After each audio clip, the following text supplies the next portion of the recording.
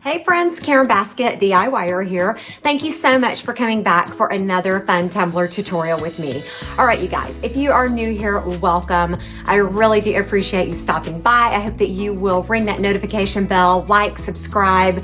Let me know what you're thinking in the comments below. If you are a regular, welcome back.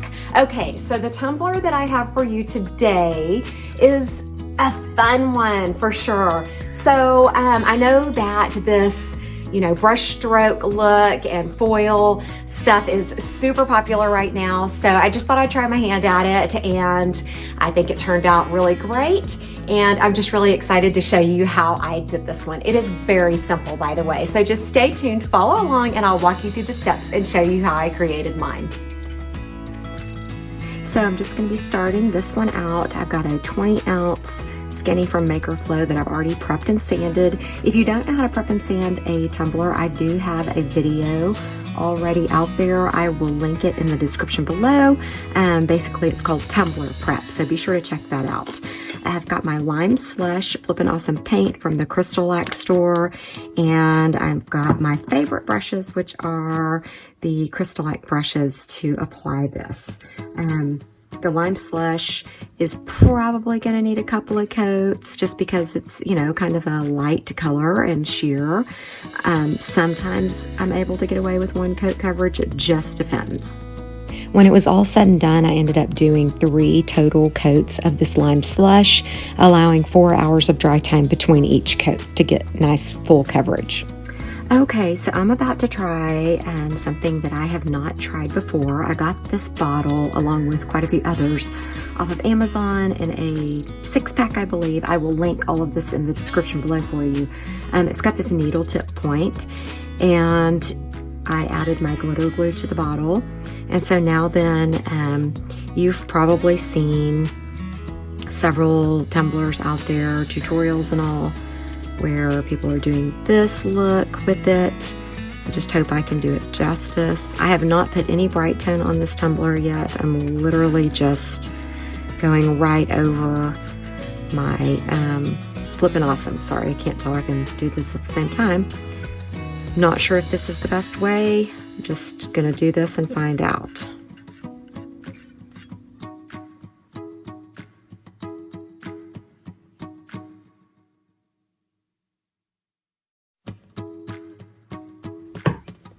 And I'm going to be using Poppin pink, and this is from MAKERFLO. I'm just going to pour it right over the top of this and hope that it works out. I just continued to press down on the glitter just to make sure it was all adhering to that glue really well. I just continued all around the cup and just made this brush stroke looking pattern with that needle tip applicator. It just made it really easy. And right here, I'm near the bottom of the cup, so I decided I wanted it to continue on to the bottom. So I just, like I said, continued the pattern on around the bottom. Finished it off and allowed that to dry for 2 hours. And then I grabbed my parchment paper and pressed firmly, rolled it in the parchment paper and smushed the glitter down because it is sticking up a little higher than I wanted to, but that just comes with the territory when you're messing with glitter glue and glitter in patchy areas like this. But just smush it down really as best you can, and moving on will be much easier. Now then, I'm going to be using my foil flakes. You saw me use these on my snakeskin tumbler tutorial a few weeks ago. I still do not have any foil sheets, but I really love how the foil flakes worked out, so that's what I'm going for now. I just used this Elmers glue stick here and rub along on here. Just kind of same motion and direction as I did the glitter. And then these are messy, so I do have a little glove on. And then I'm just gonna put these on here. Just kind of press them down anywhere that there's glue.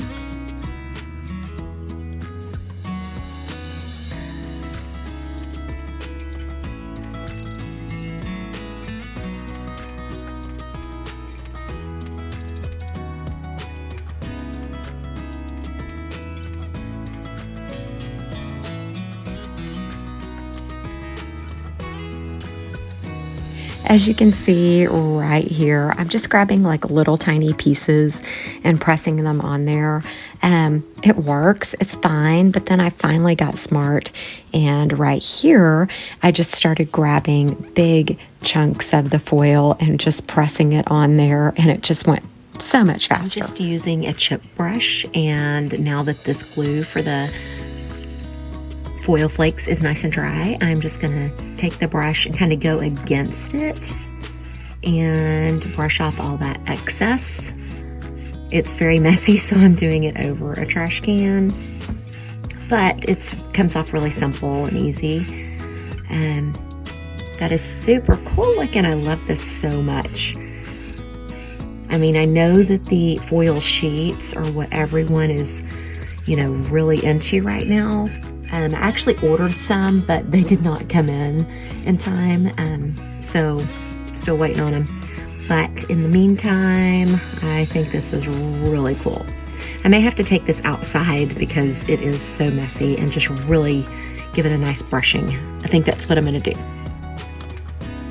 Okay, so I was getting ready to cut out some leopard spots for the next step, which is applying leopard spots to the tumbler, and I came across this sheet of leopard spots from a previous project, so I'm just going to go ahead and use these up. I really hope that I have enough, so I'm going to just go ahead and go for it and try using up these on the tumbler. I think that's going to really look cute and really pop.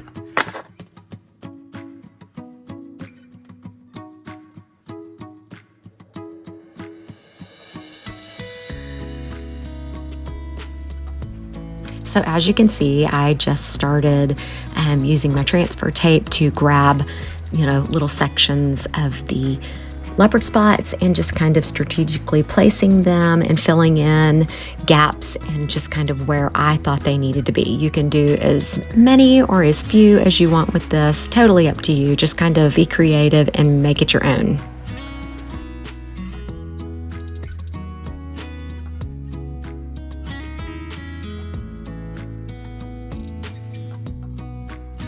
Now that I've got all my leopard spots, I love this so much, you guys. I think it turned out just wonderful, like better than I expected. But anyways, now that I've got everything on here, still no Brite tone on here, I'm gonna go over all of this with glitter glue. This is just super helpful to make sure nothing shifts, like the foil flakes or bits of glitter. You don't have to do this, but I find it very helpful. All right, so that glitter glue layer is nice and dry, and it's now time for my first layer of Brite tone. Just remember to keep your layers thin and apply light pressure when you are putting this on here. I like to just go up and down the cup. You know, some people just use one finger. I start out using one, and then a lot of times I end up using like 3 fingers. Just however you need to do it to get it on there. You can use a brush. Just remember that if you're using a brush, if you're dipping it into your container of Brite tone, like your tub of Brite tone, you only want to dip and let it drip off your brush. Do not rub it on the side of your container to get out any excess, because that creates bubbles. So yeah, a couple of ways you can apply it. But anyways, I'll need to allow 4 hours of dry time after this layer, and then I can move on with other layers, allowing 4 hours of dry time between each layer.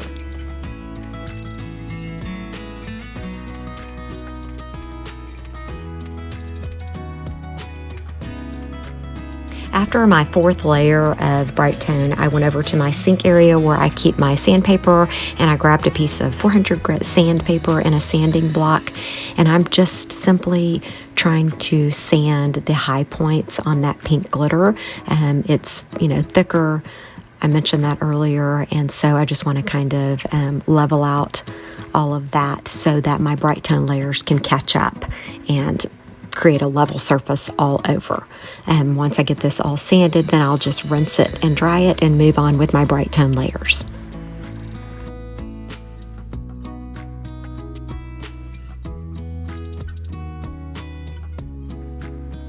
This is that first layer of Brite tone after the level sand.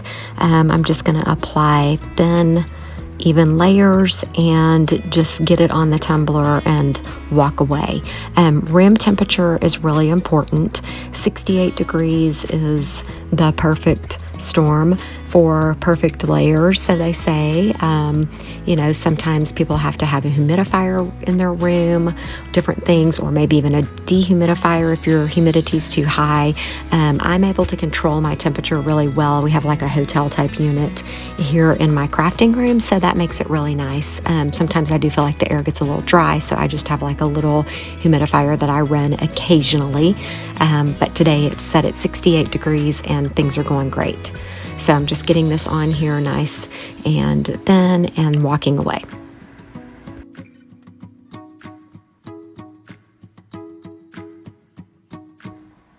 I'm really just loving how this looks. I'm super pleased with how this all turned out. Those foil flakes, the glitter, the leopard spots, the color combination. It's just kind of fun.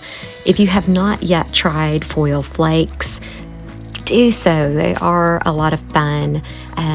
You know, you could change this cup up a lot, just different color combinations. All the products I used today will be linked down in the description below, so be sure to check that out. There's coupon codes and of course affiliate links, and I always appreciate you clicking on those. If you have not done so yet, please like, subscribe, comment. I love hearing from you guys and interacting with you. Definitely ring that notification bell for future Tumbler tutorial notifications. Thanks so much for watching.